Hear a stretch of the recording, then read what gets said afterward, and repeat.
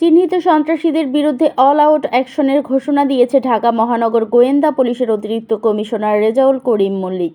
তিনি বলেন, ফ্যাসিস্ট পতিত রাজনৈতিক শক্তি বিভিন্ন অপরাধে ইন্ধন যোগাচ্ছে। তাদের ধরতে রমজানে বিশেষ অভিযান চালাবে গোয়েন্দা।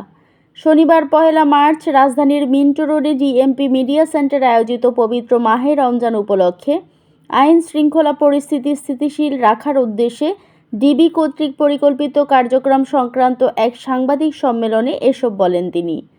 ডিবি প্রধান বলেন, যে কোনো অপরাধীর বিরুদ্ধেই ডিবি জিরো টলারেন্স।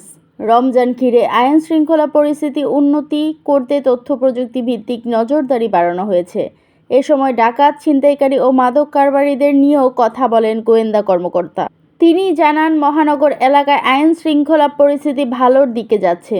এই সময় market, shopping mall, bus terminal সহ ঢাকার প্রবেশদ্বারগুলোতে সাধারণ মানুষের চাপ বাড়ে। এসব এলাকায় যাতে কোনোভাবে অনাকাঙ্ক্ষিত পরিস্থিতি সৃষ্টি না হয়, সেজন্য ছদ্মবেশে ডিবির সদস্যরা দায়িত্ব পালন করবেন। তার দাবি, যৌথ বাহিনীর পাশাপাশি ডিবি পুলিশও কাজ করছে।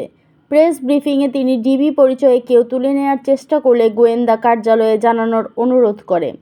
নাশকতাকারীদের বিষয়ে নগরবাসী সতর্ক থাকার আহ্বান ডিবির এই কর্মকর্তার। দৈনিক আজকের বাংলা .net